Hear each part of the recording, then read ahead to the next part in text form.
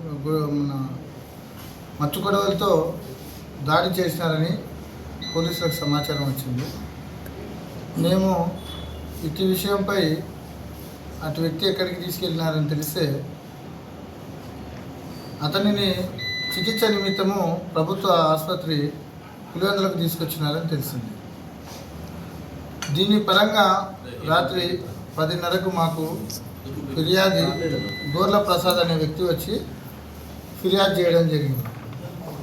తన తమ్ముడు వంశీకృష్ణ అని అతను తన విద్యాభ్యాసం బీటెక్ పూర్తి చేసుకుని గ్రామంలో ఉంటూ ప్రభుత్వ మరియు ప్రైవేటు ఉద్యోగాల కోసం సెర్చ్ చేస్తున్నాడు. అయితే ఈ క్రమంలో ఉండగా అతని ఇంటి పక్కల ఉండే మన అంగన్వాడీ కేంద్రంలో ఒక ఆయాగా పనిచేసే ఒక లేడీతో పరిచయం ఏర్పడింది. ఆ పరిచయం అనేది ఆ లేడీ యొక్క భర్తకు కొంచెం అంటే చెడుగా అనిపించి మనసులో కక్ష పెట్టుకోవడం జరిగింది.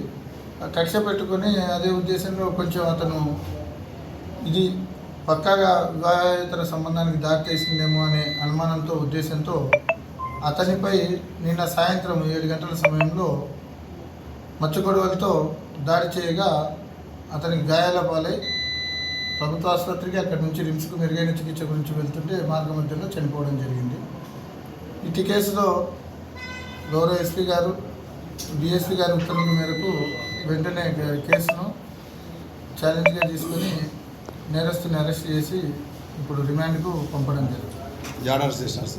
ముద్దనూరు రింగ్ రోడ్లో అతన్ని అదుపులోకి తీసుకోవడం జరిగింది. ఈరోజు సాయంత్రం 3:30 ప్రాంతంలో. పప్పూరు రాఘవేంద్ర అతను ఆటో నడుపుకుంటూ జీవనం కొనసాగిస్తాడు. అతనికి 2 కూతుళ్ళు 1 కొడుకు. అతను సొంత మేనత్త అంటే సొంత అక్క కూతుర్నే మ్యారేజ్ చేసుకోవడం చెప్పారు. అనుమానమా అక్రమ సంబంధం ఇన్వెస్టిగేషన్ ఇంకా తీసుకురావాల్సింది అది.